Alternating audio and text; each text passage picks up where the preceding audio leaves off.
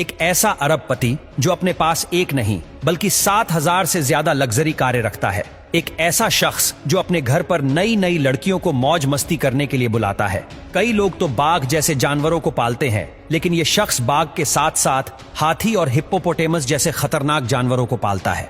आज हम जिस इंसान की बात करेंगे वह इंसान दुबई के शेखों से भी ज्यादा पैसा उड़ाता है। दोस्तों, इस शख्स का नाम है सुल्तान हसन बोल्किया, जिसकी कुल संपत्ति 33,000 अरब रुपए है, यानी कि 20 बिलियन डॉलर है। सुल्तान दुनिया के पहले ऐसे इंसान है जिसके पास 7,000 से ज्यादा लग्जरी कारें हैं, जिसकी कीमत करीब 38,000 करोड़ रुपए बताई जाती है।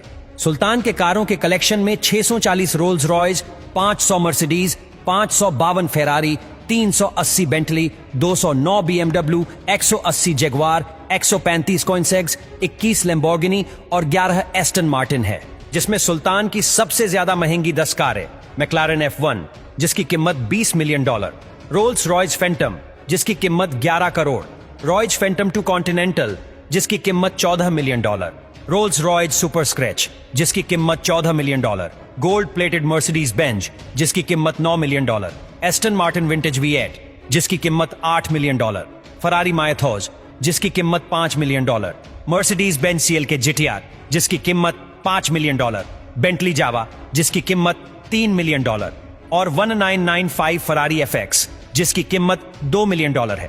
इसके अलावा पोर्शे और बुगाटी जैसी कई कारें भी शामिल है।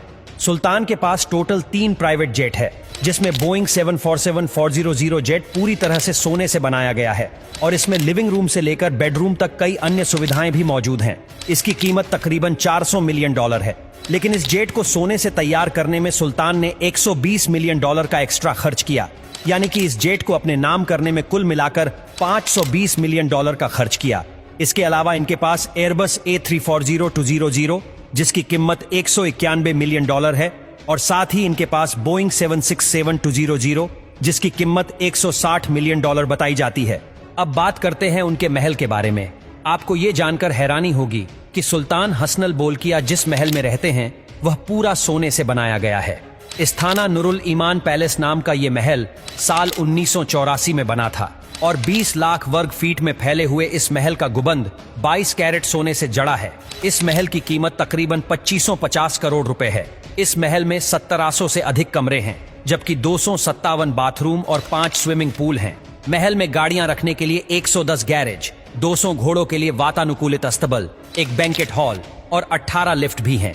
और इस महल को रोशन करने के लिए 55,000 लाइट बल्ब लगाए गए हैं। सबसे बड़े महल के तौर पर इसका नाम गिनीज वर्ल्ड रिकॉर्ड्स में भी शामिल किया जा चुका है।